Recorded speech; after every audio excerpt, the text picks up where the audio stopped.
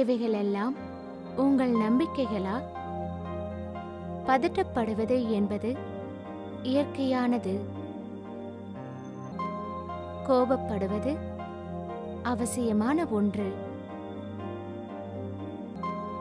மகிழ்ச்சி என்பது நிபந்தனைகளுக்கு உட்பட்டது. மனதை ஒருநிலைப்படுத்தி தியானம் செய்வது கடினம்.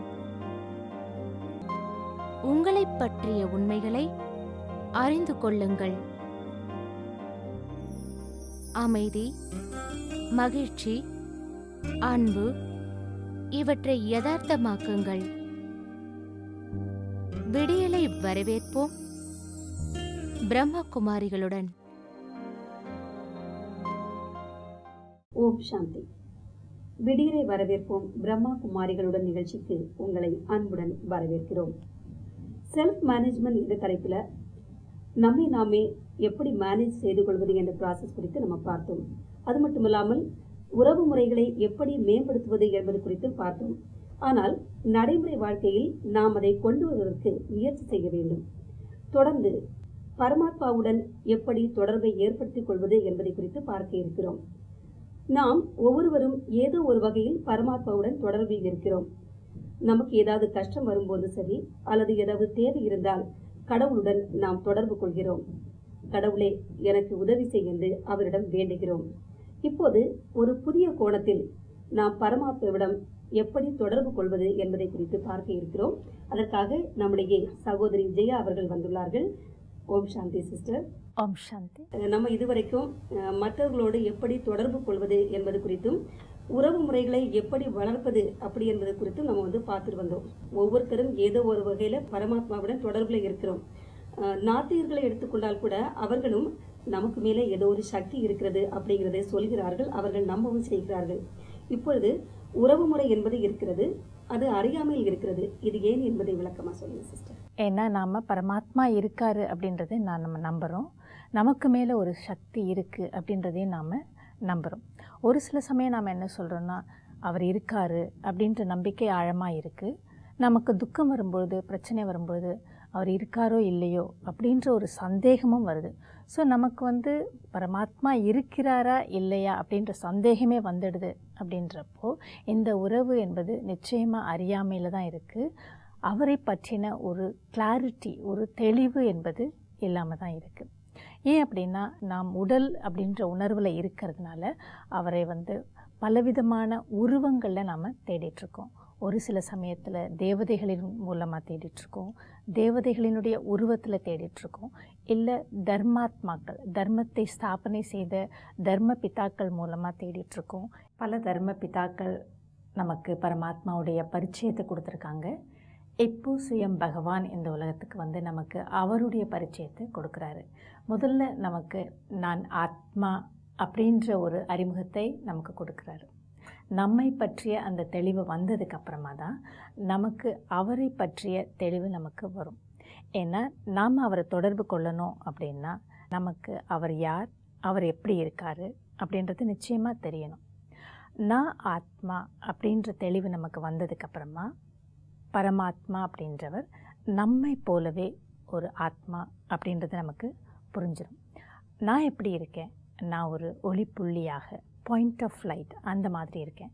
ஸோ நம்முடைய தந்தை எப்படி இருப்பாருன்னா, என்னை போலவே ஒரு ஒளிப்புள்ளியாக, பாயிண்ட் ஆஃப் லைட்டாக இருப்பார். ஸோ நாம் என்ன நினைக்கிறோம் அப்படின்னா, பரமாத்மா அப்படின்னா, பரம் அப்படின்னா பெரியவர், அவர் மிகப்பெரியவராக இருப்பார் அப்படின்னு நம்ம நினைக்கிறோம். அப்படி கிடையாது. பரம் அப்படின்னா அனைத்திலும் உயர்ந்தவர். இப்போது நாம் பவித்திரமான ஒரு தூய்மையான ஆத்மா அப்படின்றப்போ அவர் பரமாத்மா அப்படின்றவர் தூய்மையின் கடலாக இருக்கார். அவர் எப்பொழுதுமே தூய்மையாக இருக்கார். நாம் இந்த உலகத்திற்கு வரோம், இந்த உலக மேடையில் நடிகர்களாக நாம் பிறவி எடுக்கிறோம். பல பிறவிகளை எடுத்து நம்முடைய தூய்மை என்பது கொஞ்சம் கொஞ்சமாக குறைகிறது, நம்முடைய சக்தி என்பது கொஞ்சம் கொஞ்சமாக குறையுது. நாம் உடலினுடைய உணர்வில் வந்துடுறோம், சரீரத்தின் மேலே நமக்கு பற்று ஏற்பட்டுடுது, அதனால் நமக்கு விகாரங்கள் வந்துடுது. ஸோ விகாரங்கள் வந்த உடனேயே நம்முடைய தூய்மை என்பது கொஞ்சம் கொஞ்சமாக குறைஞ்சிடுது. ஆனால் பரமாத்மா அப்படின்றவர் பிறப்புக்கும் இறப்பிற்கும் அப்பாற்பட்டவர். அவருக்கு பிறவியோ இல்லை மறுபிறவி என்பதோ கிடையாது. அவர் எப்பொழுதுமே தூய்மையாக இருக்கிறாரு. அவருடைய தூய்மை என்பது எப்பொழுதுமே குறைவது என்பது கிடையாது. ஸோ அப்படி இருக்கும் பொழுது அவர் குணங்களில் கடலாக இருக்கிறார், தூய்மையினுடைய கடலாக இருக்கிறார். இப்போ நாம் அவர்கிட்ட தொடர்பு ஏற்படுத்தும் பொழுது நமக்கு அவர்கிட்ட இருக்கிற அந்த குணங்களுடைய அனுபவம் என்பது தானாகவே ஏற்படும். நமக்கு ஒருத்தர்கிட்ட தொடர்போ உறவோ ஏற்படணும் அப்படின்னா அடிப்படையில் ஒரு சில விஷயங்கள் நமக்கு தெரியணும். அவர் யார், அவர் எப்படி இருப்பார், அவர் எங்கே இருப்பார், அவருடைய குணங்கள் என்ன, அவருடைய பங்கு நம்முடைய வாழ்க்கையில் என்ன, அவருடைய ரோல் என்ன அப்படின்றது நமக்கு தெரிஞ்சுக்கணும். இப்போது தன்னுடைய அறிமுகத்தை அவர் சொல்லும் பொழுது அவர் என்ன சொல்கிறாருன்னா, அவர் ஒரு புள்ளி வடிவத்தில் இருக்கார், பாயிண்ட் ஆஃப் லைட் அப்படின்னு சொல்கிறார். அவர் எங்கே இருக்கார் அப்படின்றப்போ அவர் ஆத்மலோகத்தில் இருக்கார். பரம்தாமம்னு சொல்கிறோம், சாந்தி தாமம்னு சொல்கிறோம். அந்த இடத்துல தான் அவர் இருக்கார். இப்போ நான் அவரை நினைக்கணும் அப்படின்னா அவர் எப்படி இருப்பார் அப்படின்றதனுடைய அடிப்படையில் அவருடைய குணங்களை நான் நினைக்கிறேன். அதற்கப்புறமா அவர் எங்கே இருப்பார், அவர் எங்கே இருக்காரோ அந்த உலகத்தையும் நான் நினைக்கிறேன். ஸோ அந்த மாதிரி நினைக்கும் பொழுது அவருடைய உருவம் என்பது ஒரு ஜோதி வடிவமான அந்த உருவம் என்பது எனக்கு ஒரு மனக்கண்ணில் தெரியும். அந்த வீடு, நாம் இருக்கக்கூடிய வீடு, அந்த பரமாத்மா இருக்கக்கூடிய பரம்தாமம் என்பது நமக்கு காட்சியாக தெரியும். அதாவது பொன்னிறத்தில் அந்த சிவப்பு நிறமாக இருக்கக்கூடிய அந்த உலகம் என்பதும் அனுபவமாகும். சிஸ்டர், இப்போ நீங்கள் சொல்கிறத வச்சு பார்க்கும்போது ஒரு விஷயம் எனக்கு புரியுது. அதாவது பரமாத்மா என்பவர் அவர் ஒரு ஆத்மா, ஒரு சக்தி. அவர் பரந்தாமத்தில் இருக்கிறார். அது மட்டும் இல்லாமல் அவருடைய இருப்பிடமும் அதுவாகத்தான் இருக்கிறது அப்படின்னு சொல்கிறீங்க. இந்த இடத்துல தான் என்னோட கருத்து மாறுபட்டு நிற்கிறது. அதை சொல்லுங்கள். இப்போ நம்ம எப்போவுமே உடல் உணர்வில் இருக்கிறதுனால நம்ம பரமாத்மாவையும் ஒரு ரூபமாக, ஒரு உருவமாக நாம் பார்க்க ஆரம்பிச்சிட்டோம். இப்போ நம்முடைய உறவுகள் எல்லாமே ஏதாவது ஒரு உருவத்தினுடைய அடிப்படையில் தான் இருக்குது. நம்ம என்ன அடிப்படையில் புரிஞ்சுக்கணும் அப்படின்னா, உறவு என்பது இரண்டு ஆத்மாக்களுக்கு இடையே தான். கணவன் மனைவி இல்லை பெற்றோர் குழந்தை, இதெல்லாம் ஒரு லேபிள்ஸ், அந்த ரோலினுடைய லேபிள். ஆத்மாவுக்கு லேபிள் கிடையாது. இப்போ ஆனால் உணர்வுகள் என்பது, உணர்வுகளுடைய பரிமாற்றம் அப்படின்றது இரண்டு ஆத்மாக்களுக்கு இடையே தான் ஏற்படுது.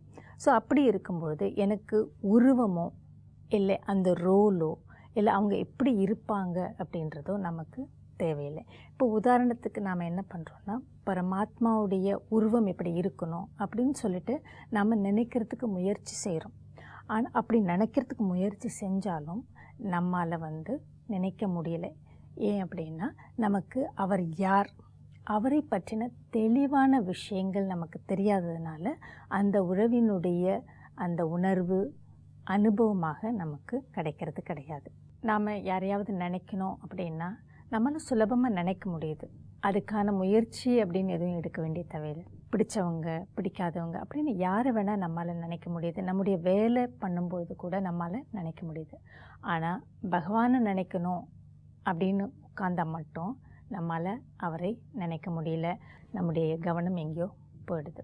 அதுக்கு காரணம் என்ன அப்படின்னா, நாம் உடல் அப்படின்ற உணர்வில் இருக்கிறதுனால அவரையும் ஒரு ஹியூமன் ஃபார்மில் அதாவது மனித உருவத்தில் நாம் தேடிட்டுருக்கோம். ஸோ அதனால் நம்மால் நினைக்க முடியல. அவரை பற்றின தெளிவான விஷயங்கள் நமக்கு தெரியல. எந்த உறவுக்கும் ஒரு அடிப்படையான விஷயம் என்னென்னா, நமக்கு அவரை பற்றின தெளிவு என்பது நிச்சயம் தேவை. அந்த தெளிவு இருந்தது அப்படின்னா நம்மால் அவரை சுலபமாக நினைக்க முடியும். உதாரணத்துக்கு நாம் அவரை நினைக்கணும் அப்படின்னா நமக்கு ஒரு உருவப்படம் என்பது தேவைப்படுது. ஆனாலும் நம்மால் நம்முடைய கவனம் முழுக்க செலுத்தி அவரை நினைக்க முடியல. இப்போ உதாரணத்துக்கு நான் உங்களுடைய மகளை நினைக்கிறேன்னு வச்சுக்கோங்க. அவங்களுடைய ஃபோட்டோவை எடுத்து வச்சு என்னால் நினைக்க முடியுமா, நான் நினைக்கிறதுக்கு முயற்சி செய்ய முடியுமா அப்படின்னா நிச்சயமாக அது சாத்தியம் கிடையாது. ஏன்னா எனக்கு அவங்கள பற்றி தெரியாது. ஆனால் உங்களால் அவங்கள நினைக்க முடியும். அதுக்கு உருவப்படம் கூட தேவையில்லை. இன்ஃபேக்ட் அவங்க உங்கள் முன்னாடி இருக்கணுன்ற அவசியம் கூட இல்லை. ஆனாலும் உங்களால் அவங்கள நினைக்க முடியும். ஏன்னா அப்படிப்பட்ட உறவு என்பது உங்களுக்கு இருக்குது. உங்களுக்கு அவங்கள பற்றி முழுமையாக எல்லாமே தெரியும். அதனால் உங்களால் நினைக்க முடியும். அதே மாதிரி தான் நமக்கு உருவம் என்பது நிச்சயமாக அவசியம் இல்லை. நினைவு அப்படின்றது என்ன? யார் நினைக்கிறாங்க? ஒரு கான்ஷியஸ்னஸ், ஒரு ஆத்மா என்ற சக்தி இன்னொரு ஆத்மா என்ற சக்தியை நினைவு செய்கிறது. ஸோ எண்ணங்களை உருவாக்கி அந்த எண்ணங்களுடைய அடிப்படையில் பரிமாற்றம் என்பது ஏற்படுகிறது. ஸோ அதை தான் நாம் நினைவுன்னு சொல்கிறோம். அதுக்கு உறவோ இல்லை ரோலோ அதுக்கு லேபிள் அப்படின்றது எதுவுமே தேவையில்லை. நமக்கு அவங்களை பற்றின விஷயங்கள் தெளிவாக தெரிஞ்சால் மட்டுமே நம்மால் நினைக்க முடியும். இப்போ நம்ம பரமாத்மா அப்படின்னு எடுத்துக்கிட்டோம் அப்படின்னா அவர் எனக்கு சுகத்தை கொடுக்குறாரு, அன்பை கொடுக்குறாரு, அமைதியை கொடுக்குறாரு அப்படின்னு சொல்கிறோம். ரெண்டாவது அவர் தான் அனைத்து உறவுகளிலேயுமே சிறந்தவர். எனக்கு அவரோட அனைத்து உறவுகளும் இருக்குது அப்படின்னு நம்ம சொல்கிறோம். மூணாவது அவர் எனக்கு துக்கம் கொடுப்பதில்லை, அவர் நம்மக்கிட்ட கோவப்படுறதில்லை. ஸோ இப்படிப்பட்ட ஒரு உறவை நான் எவ்வளவு சுலபமாக நினைக்கணும், இப்படிப்பட்ட உறவை நான் எவ்வளோ நினைக்கணும் அப்படின்னா நிச்சயமாக அதிகமாக தான். ஆனால் என்னால் எல்லாரையுமே நினைக்க முடியுது. ஏன், எனக்கு துக்கம் கொடுத்தவங்களை, எனக்கு பிடிக்காதவங்கள கூட என்னால் நினைக்க முடியுது. ஆனால் அவரை என்னால் நினைக்க முடியல. ஏன் அப்படின்னா நமக்கு அதில் தெளிவு என்பது கிடையாது, எனக்கு அனுபவம் என்பது ஆகலை. இது வரைக்கும் எனக்கு அவரை பற்றி என்ன தெரியும் அப்படின்னா மற்றவர்கள் சொன்ன விஷயங்களுடைய அடிப்படையில் அவருடைய மகிமையை பாடுறோம், அவருடைய புகழை பாடுறோம். ஸோ எல்லாமே பெருமை, புகழ், மகிமை எல்லாத்தையும் பாடுறோம். ஆனால் அது என்னுடைய அனுபவம் என்பது கிடையாது. உதாரணத்துக்கு என்கிட்ட உங்களை பற்றி ஒரு சிலர் சொல்கிறாங்க, அவங்க இப்படிப்பட்டவங்க, அவங்க அப்படிப்பட்டவங்கன்னு பல்வேறு விஷயங்களை எனக்கு சொல்கிறாங்கன்னு வச்சுக்கோங்க. அதை வச்சுட்டு நான் உங்களை நினைக்கணும் அப்படின்னு நான் முயற்சி செஞ்சேன்னா அது முழுமையானதாக இருக்க முடியாது. நான் உங்களை நினைக்கிறதுக்கு ஆரம்பம் செய்வேன், ஆனால் யார் எனக்கு சொன்னாங்களோ அவங்கள பற்றி நான் நினைக்க ஆரம்பிச்சிருவேன். இல்லை என்னுடைய கவனம் பல்வேறு திசையில் திரும்பிடும். ஸோ அதே மாதிரி தான் எனக்கு உங்களை பற்றி தெரியணும், இல்லை உங்களோட தொடர்போ உறவோ ஏற்படணும் அப்படின்னா எனக்கும் உங்களுக்கும் ஒரு நேரடியான தொடர்பு இருக்கணும், உங்களை பற்றி நான் தெரிஞ்சிருக்கணும். ஸோ அதனுடைய அடிப்படையில் தான் என்னால் உங்களை நினைக்க முடியும். ஸோ அதே மாதிரி நான் பரமாத்மாவை நினைக்கணும் அப்படின்னா, அந்த சக்தியை நான் நினைக்கணும் அப்படின்னா அவரை பற்றின விஷயங்கள் எனக்கு தெளிவாக தெரிஞ்சிருக்கணும். அவர் யார், அவர் எங்கே இருக்கார், அவருடைய குணங்கள் என்ன, அவருக்கும் எனக்கும் என்ன உறவு இருக்குது அப்படின்ற ஒரு சில விஷயங்கள் எனக்கு தெரிஞ்சதுக்கப்புறமா என்னால் அவர்கிட்ட தொடர்பு ஏற்படுத்த முடியும், என்னால் அந்த உறவை நான் அனுபவம் செய்ய முடியும். இது வரைக்கும் நம்மால் அதை செய்ய முடியல. ஏன்னா மற்றவர்கள் சொன்ன விஷயங்களை வச்சுட்டு நாம் மகிமை பாடிட்டுருக்கோம். ஃபார் எக்ஸாம்பிள், உங்களுடைய டாட்டர் டெய்லி உங்களுக்கு முன்னாடி ஒரே விஷயத்தை டெய்லி பேசிட்டு போகிறாங்க, அதுவும் வேறு யாரோ எழுதி கொடுக்குறாங்க, அதை உங்கள் முன்னாடி படிச்சுட்டு போகிறாங்கன்னு வச்சுக்கோங்க. நீங்கள் பதிலுக்கு ஒன்றுமே சொல்கிறதில்லன்னு வச்சுக்குவோம். அது ஒரு உறவாக இருக்க முடியுமா? கண்டிப்பாக முடியாது இல்லையா? ஸோ அதை தான் நாம் செஞ்சிட்ருக்கோம். பரமாத்மாவுக்கு முன்னாடி போய் மற்றவர்கள் சொன்ன விஷயத்தை, மற்றவர்களுடைய அனுபவத்தை நாம் பாடலாக மகிமையாக பாடிட்டுருக்கோம். நமக்கும் அவருக்கும் இருக்கக்கூடிய ஒரு உறவையோ தொடர்பையோ நாம் நேரடியாக அனுபவம் என்பது செய்யறதுக்கு முயற்சி செஞ்சதில்லை. பரமாத்மாவுக்கு நாம் உறவை ஏற்படுத்தணும், ஒரு நேரடி தொடர்பை ஏற்படுத்தணும் அப்படின்னா மற்ற ஆத்மாக்கள் கிட்ட நாம் எப்படி தொடர்பு கொள்கிறோமோ, எப்படி நினைக்கிறோமோ, எப்படி ஒரு உறவை ஏற்படுத்தியிருக்கோமோ அதே மாதிரி தான். ஒரே ஒரு வித்தியாசம் என்னென்னா அவருக்கு உருவம் கிடையாது. இன்ஃபேக்ட் உறவை ஏற்படுத்திக்கணும், தொடர்பை ஏற்படுத்திக்கணும் அப்படின்னா உருவம் என்பது அவசியம் கிடையாது. ஒரு உருவத்தினுடைய அடிப்படையில் நாம் அவரை நினைக்கிறது கிடையாது. அவர்களுடைய குணங்கள், அவர் யார், அவர் எப்படிப்பட்டவர், அவர் எங்கே இருக்கார், அதனுடைய அடிப்படையில் தான் நாம் ஒருவரை நினைக்கிறோம். அதே மாதிரி தான் நாம் பரமாத்மாவையும் நினைக்கிறோம். இப்போ நிறைய பேர் நம்ம எடுத்துக்கிட்டோன்னா பகவானை வழிபடுவதற்கு அவருடைய ஃபோட்டோவை வைத்து அவரை நினைவுபடுத்திக் கொள்கிறார்கள். இப்போ பகவானோட ஃபோட்டோ எடுத்துக்கிட்டால் அதை ஒரு பெயிண்டர் தான் வரைஞ்சிருக்கவும் செஞ்சுருக்காரு. ஆமாம், இப்போ நாம் அவருடைய உருவத்தினுடைய அடிப்படையில் நினைவு செய்யணும்னு முயற்சி செய்யும் பொழுது என்ன ஆகுதுன்னா, நாம் உடலினுடைய உருவத்தில் இருக்கிறதுனால அவருக்கும் ஒரு ஹியூமன் ஃபார்ம் வேணும் அப்படின்னு நம்ம நினைக்கிறோம். ஸோ அதனுடைய அடிப்படையில் உட்காந்து அவரை நினைக்கவும் செய்கிறோம். ஆனால் கொஞ்ச நேரத்திலேயே நம்முடைய கவனம் வேறு திசைக்கு போயிடுது. ஒரு சில சமயம் நீங்கள் பார்த்தீங்கன்னா பலர் பரமாத்மாவை மிகவும் அன்போடு உட்காந்து நினைக்கிறாங்க. அந்த பக்தி பரவசத்தில் அந்த அன்பில் அவங்க கண்லேருந்து தண்ணி கூட வரும். அப்படி ஒரு அனுபவத்தை கூட ஏற்படுத்துகிறாங்க. நம்ம முதலியே சொல்லியிருக்கோம், இப்போ நாம் எப்படிப்பட்ட ஒரு உணர்வை நாம் உருவாக்குகிறோமோ அந்த உணர்வை நாம் தான் முதல்ல அனுபவம் செய்வோம். ஸோ நம்ம அந்த அன்போடு நினைக்கும்பொழுது அன்பு அப்படின்ற உணர்வை நாம் உருவாக்கி அதை அனுபவமும் செய்கிறோம். ஆனால் நான் அப்படிப்பட்ட உணர்வை டிரான்ஸ்மிட் செஞ்சிட்ருக்கேன். ஆனால் எதிர்லேருந்து நமக்கு என்ன கிடைக்கிறது, எப்படிப்பட்ட பதிலும் உணர்வும் வருகிறது, அதை நாம் அனுபவம் செய்யறதுக்கு முயற்சி செய்யணும். அதுதான் உறவில் மிகவும் முக்கியமான விஷயம். உங்களை எனக்கு தெரியாமல் நான் உங்ககிட்ட பேசுகிறதுக்கும் உங்ககிட்ட தொடர்பு வச்சுக்கிறதுக்கும், நீங்கள் என்னுடைய எதிரில் வந்தப்போ எனக்கு உங்களை தெரிஞ்சுக்கிட்டு உங்களை புரிஞ்சுக்கிட்டு அதுக்கப்புறமா உங்ககிட்ட தொடர்பு வச்சுக்கிறதுக்கும் ரெண்டுத்துக்கும் வித்தியாசம் இருக்குது இல்லையா?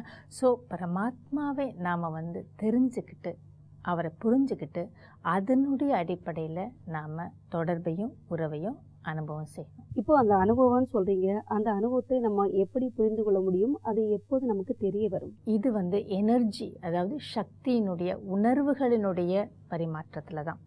உறவு அப்படின்றது இரண்டு ஆத்மாக்களுக்கு இடையே ஏற்படக்கூடிய உணர்வுகளின் பரிமாற்றம் தான். இவங்க நினைப்பாங்க, அதுக்கப்புறமா இவங்க நினைப்பாங்க. ஸோ நினச்சது வார்த்தைகளில் செயல்களில் வெளிப்படும்.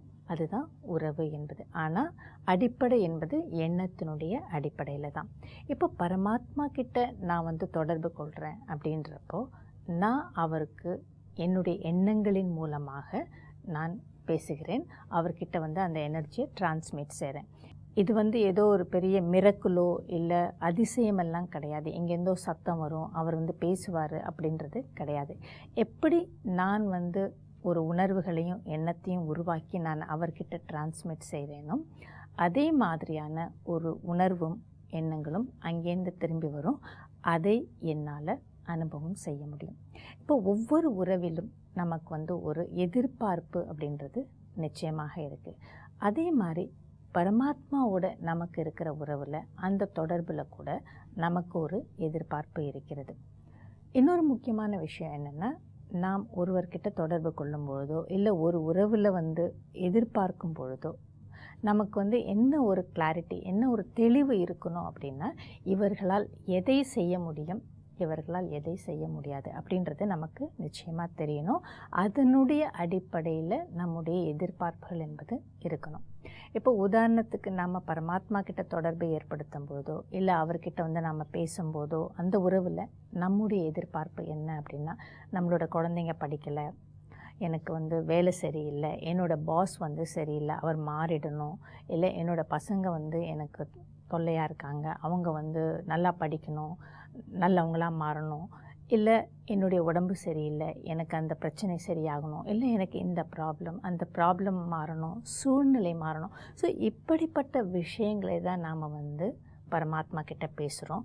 நம்முடைய எதிர்பார்ப்பு என்பது அவர் சூழ்நிலையை மாற்றிடணும், இல்லை என்னோடய பாஸை மாற்றிடணும், என்னுடைய ப்ரமோஷன் கிடைக்கணும், எனக்கு பிரச்சனைகளை கொடுப்பவர்களை அவங்க மாற்றணும் அப்படின்றது தான் நாம் சொல்லிக்கிட்டே இருக்கோம். இப்போது அதை அவரால் செய்ய முடியுமா அப்படின்றதை நாம் நல்லா புரிஞ்சுக்கணும். சூழ்நிலை சரியில்லை, இல்லை என்னுடைய உறவுகளில் பிரச்சனைகள், இல்லை என்னுடைய உடல் ரீதியான சிக்கல்கள் அப்படின்றப்போ அது என்னுடைய கர்ம கணக்கு. ஸோ ஒவ்வொருவருடைய கர்ம கணக்கிலும் பரமாத்மா தலையிட்டு அதை சரி செஞ்சிட்ருக்கிறது அப்படின்றது சாத்தியமில்லை. என்னுடைய கர்ம கணக்கை நான் தான் கழிக்கணும், நான் தான் அதை எதிர்கொள்ளணும். அப்போது பரமாத்மாவோட என்னுடைய உறவு, பரமாத்மா கிட்ட நான் தொடர்பு கொள்ளும் பொழுது என்ன நடக்குது அப்படின்றப்போ அவர் தூய்மையினுடைய கடலாக இருக்கிறார். அந்த தூய்மை கடலோடு நான் தொடர்பு கொள்ளும் பொழுது தானாகவே நானும் ஒரு தூய்மையான ஆத்மாவாக மாறேன். இப்போது பிரச்சனைகள் சரியாகுமா சரியாகாதா, இல்லை சூழ்நிலைகள் மாறுமா மாறாதா அப்படின்றது நமக்கு தெரியாது. சூழ்நிலைகள் மாறலாம், இல்லை மாறாமலும் போகலாம். ஆனால் இரண்டுமே அவர் செய்வது கிடையாது. ஆனால் நாம் ஒரு ஸ்டெபிலிட்டியோட ஒருநிலைப்படுத்தின ஒரு மனதோட பரமாத்மாவை தொடர்பு கொள்ளும் பொழுது நம்முடைய மனம் அமைதியாது. அந்த ஒரு சைலன்ஸில் நமக்கு சக்தி என்பது நிரம்புகிறது. அவரிடமிருந்து சக்தி என்பது தானாக கிடைக்கிறது. ஸோ எனக்குள்ள சக்திகள் நிரம்ப நிரம்ப என்னுடைய சூழ்நிலைகளை என்னால் சரி செஞ்சுக்க முடியும். அந்த சக்தியையும் அவர்கிட்டேருந்து நமக்கு கிடைக்கக்கூடிய அந்த ஞானத்தையும் பயன்படுத்திக்கிட்டு என்னுடைய சூழ்நிலையை சரிப்படுத்திக்கிறதுக்கு நானே முயற்சி செய்யலாம், அதில் வெற்றியும் அடையலாம். ஸோ அவர்கிட்டேருந்து நமக்கு என்ன கிடைக்குது, அவர்கிட்டேருந்து எனக்கு என்ன ஒரு எதிர்பார்ப்பு இருக்கணும் அப்படின்ற ஒரு தெளிவோடு நாம் அவர்கிட்ட தொடர்பு வைத்து கொள்ளும் பொழுது நிச்சயமாக அதில் நமக்கு ஒரு நல்ல அனுபவம் என்பது கிடைக்கும். இன்னொரு விஷயம் நாம் பல சமயங்களில் பரமாத்மா கிட்ட நினைக்கும் பொழுது, தொடர்பை ஏற்படுத்திக்கும் பொழுது நமக்குள்ள பல்வேறு விதமான குணங்கள், தேவையற்ற குணங்கள் உருவாகி இருக்கலாம், இல்லை வீணான விஷயங்கள் உருவாகி இருக்கலாம். ஸோ அதை நாம் மாற்றணும் அப்படின்னு கூட நினைக்கிறோம். ஸோ அதை கூட நாம் அவர்கிட்ட கேட்குறோம், என்னுடைய குணத்தை மாற்றிடு, இந்த மாதிரி இருக்கக்கூடிய இந்த சமஸ்காரங்கள், இந்த குணங்கள் எனக்கு பிரச்சனையாக இருக்குது, அதை மாற்றிடுங்க அப்படின்னு கூட நாம் கேட்குறோம். ஸோ அதை கூட பரமாத்மா மாற்ற மாட்டார். ஏன்னா அவர் எனக்கு மாற்றுறாரு அப்படின்னா நிச்சயமாக எல்லாருக்கும் அவர் அதை செஞ்சு தான் ஆகணும் இல்லையா? ஸோ எல்லாருக்குமே அவர் எல்லாத்தையுமே மாற்றணும் அப்படின்றது அவருடைய வேலை கிடையாது, அவருடைய ரெஸ்பான்சிபிலிட்டி கிடையாது. ஆனால் எனக்கு தேவை அப்படின்னா நான் சக்தியை வாங்கிட்டு எனக்குள்ளே எந்த ஒரு தேவையில்லாத குணம் இருக்குதோ, எதை மாற்ற வேண்டும் என்று நினைக்கிறேனோ அதை நான் மாற்றிக்க முடியும். நாம் அவர்கிட்ட தொடர்பை ஏற்படுத்தின உடனேயே அவர்கிட்டேருந்து நமக்கு சக்தி கிடைக்கிறதா இல்லையா, அதை நாம் எப்படி தெரிஞ்சுக்கிறது, அதை நாம் எப்படி அனுபவம் செய்கிறது அப்படின்னு நீங்கள் கேட்டிங்கன்னா, உதாரணத்துக்கு நம்ம கடற்கரைக்கு போகிறோன்னு வச்சுக்கோங்க. கடற்கரைக்கு போன உடனே அங்கே உட்காந்துட்டு அந்த குளிர்ச்சியை கடல்கிட்டேருந்து எனக்கு குளிர்ச்சியை கொடு அப்படின்னோ, இல்லை காற்றை எனக்கு கொடு அப்படின்னோ, இல்லை தண்ணியோ அலையோ எனக்கு கொடு அப்படின்னு நாம் கேட்குறதில்ல. நாம் அங்கே போன உடனேயே அதனுடைய அந்த தாக்கத்தில் நாம் தானாகவே அதை நாம் அனுபவம் செய்கிறோம் இல்லையா? ஸோ அதே மாதிரி தான் பரமாத்மா அப்படின்றவர் சக்திகளை எப்பொழுதுமே கொடுத்து கொண்டே இருக்கிறார், டிரான்ஸ்மிட் செஞ்சுக்கிட்டே இருக்கார். ஸோ நம்ம அவர் தொடர்பில் வந்த உடனேயே தானாகவே நாம் அன்பு, அமைதி, மகிழ்ச்சி அப்படின்ற அனைத்து குணங்களையும் அனைத்து விஷயங்களையும் தானாகவே நாம் அனுபவம் செஞ்சுட்டே இருப்போம். அனுபவம் செய்கிறது மட்டும் இல்லை, அது நமக்குள்ளே நிரம்ப நாம் அதாகவே மாறிட்டுருப்போம். அந்த ஒரு நல்ல விஷயங்களை மற்றவர்களுக்கும் நாம் டிரான்ஸ்மிட் செஞ்சுட்டே இருப்போம். ஸோ நாம் மற்றவர்களுக்கு இதை கொடுத்துக்கிட்டே இருக்கும்பொழுது நம்முடைய உறவுகள் தானாகவே சரியாயிடும். பரமாத்மாவிடம் தொடர்பு கொள்ளும் பொழுது அவருடைய குணங்களின் அனுபவம் தானாகவே நமக்கு ஏற்படும். அதுதான் நம்முடைய மனதினுடைய சக்தி என்பது. இப்போ நாம் மற்றவர்கள்கிட்ட அன்பு, மரியாதை, நம்பிக்கை இதையெல்லாம் எதிர்பார்த்து உறவுகளை உருவாக்கிக்கிறோம். அது மட்டும் இல்லாமல் அவங்களை நாம் திருப்திப்படுத்த முடியுமா, மகிழ்ச்சிப்படுத்த முடியுமா அப்படின்ற ஒரு பயம் வேறு இருக்கும். இப்படியும் ஒரு உறவை நாம் உருவாக்கினாலும் அவங்களால நமக்கு அன்கண்டிஷ்னல் லவ் அதை கொடுக்க முடியுமா, நாம் எதை செஞ்சாலும் எப்படி செஞ்சாலும் அதில் கோவப்படாமல் அதிருப்தி அடையாமல் நமக்கு அன்பை அவங்க கொடுத்துக்கிட்டே இருக்க முடியுமா அப்படின்னா நிச்சயமாக சாத்தியம் கிடையாது. இப்போது நமக்கு அன்பு கிடைக்கிறது, நம்பிக்கை கிடைக்கிறது, மகிழ்ச்சி கிடைக்கிறது, நம்ம பயப்பட வேண்டிய அவசியம் இல்லை. நம்மை நாமவே ஏற்றுக்கொண்டு ஒரு அன்கண்டிஷ்னல் லவ்வை கொடுத்து ஒரு உறவு என்பது இருக்குது அப்படின்னா அந்த உறவு எப்படிப்பட்ட உறவாக இருக்கும் அப்படின்னு நினச்சி பாருங்கள். அப்படிப்பட்ட ஒரு உறவு என்பது மிகவும் நன்றாக இருக்கும். அப்படி ஒரு உறவு நமக்கு கிடச்சிருச்சு அப்படின்னா அந்த உறவுலேருந்து நமக்கு அதிகமான சக்தி கிடைக்கும். அந்த சக்தியையும் அன்பையும் நாம் நிரப்பிக்கிட்டே போகும்பொழுது இந்த ஒரு உறவு நமக்கு நீடித்து நிலைக்கும் பொழுது மற்ற போலியான உறவுகள் நம்ம விட்டு போயிடும். சிஸ்டர், நீங்கள் இதுவரைக்கும் சொன்ன விஷயங்களை நம்ம ஒரு தியானத்தின் மூலமாக அனுபவம் செய்யலாமா? நான் அமைதியாக அமர்ந்திருக்கிறேன். என்னுடைய முழு கவனமும் என் மீது இருக்கிறது. நான்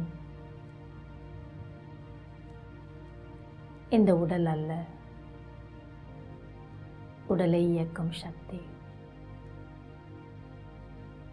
என்னுடைய தந்தை பரமாத்மா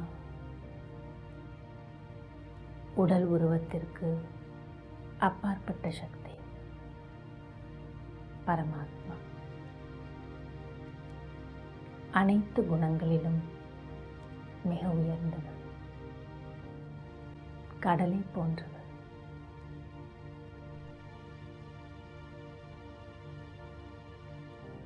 அமைதியின் கடலாக இருக்கும் அவரை நான் நினைக்கும் பொழுதே ஆழ்ந்த அமைதியை நான் அனுபவம் செய்கின்றேன்.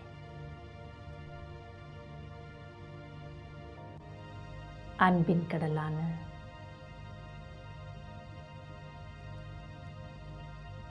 அவரை நினைக்கும் பொழுது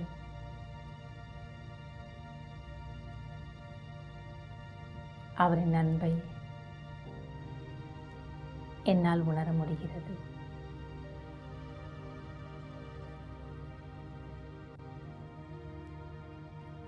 அவருடைய அன்பு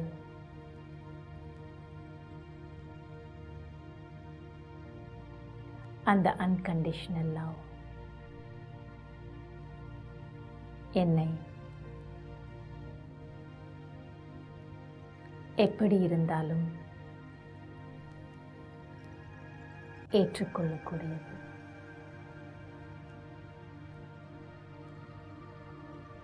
அவருடைய அன்பு எனக்குள் சக்தியை, தன்னம்பிக்கையை, சுயமரியாதையை மேம்படுத்துகிறது.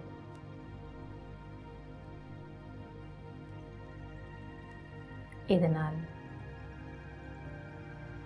நான்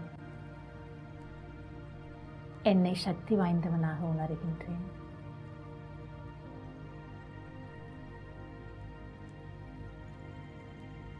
சக்தி வாய்ந்த ஆத்மாவாகிய என்னால் பரமாத்மாவின் துணையோடு எப்படிப்பட்ட சூழ்நிலையாக இருந்தாலும் எதிர்கொள்ள முடியும், அதை கடந்து செல்ல முடியும்.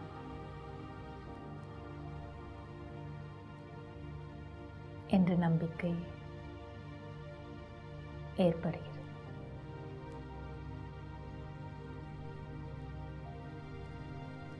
இதனால் என்னை சுற்றி இருப்பவர்களுக்கும் அவர்களை அவர்களாகவே ஏற்றுக்கொண்டு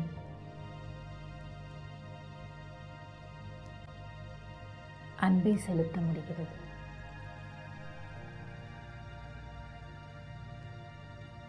அன்பு என்ற சக்தியின் அதிர்வலைகளை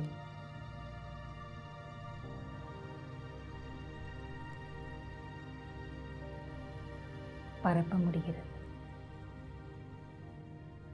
ஓம் சாந்தி.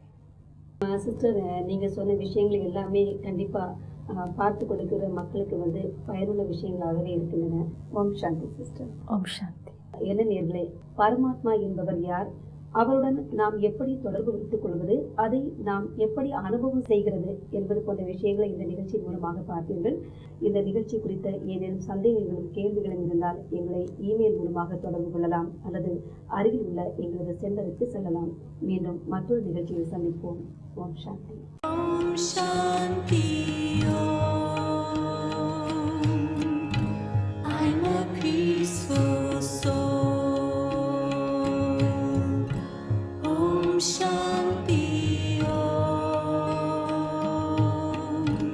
I'm a peaceful soul. ये ध्वनि मंगल ध्वनि है. Om Shanti Om. This sound is a sacred sound. Om Shanti Om. Om Shanti Om. I'm a peaceful soul. Brahma குமாரிகளின் சேவை மையங்களில் ராஜயோக தியான பயிற்சி இலவசமாக அளிக்கப்படுகிறது. நாள்தோறும் 1 மணி நேரம் 7 நாட்களுக்கு இந்த பயிற்சி அளிக்கப்படுகிறது. உலகெங்கிலும் 8500க்கும் மேற்பட்ட சேவை மையங்கள் இயங்கி வருகின்றது. இந்தியாவில் முக்கிய நகரங்களில் மட்டுமின்றி சிறு சிறு கிராமங்களிலும் சேவை மையங்கள் இயங்குகின்றது. மேலும் விவரங்களுக்கு நீங்கள் தொடர்பு கொள்ள வேண்டிய முகவரி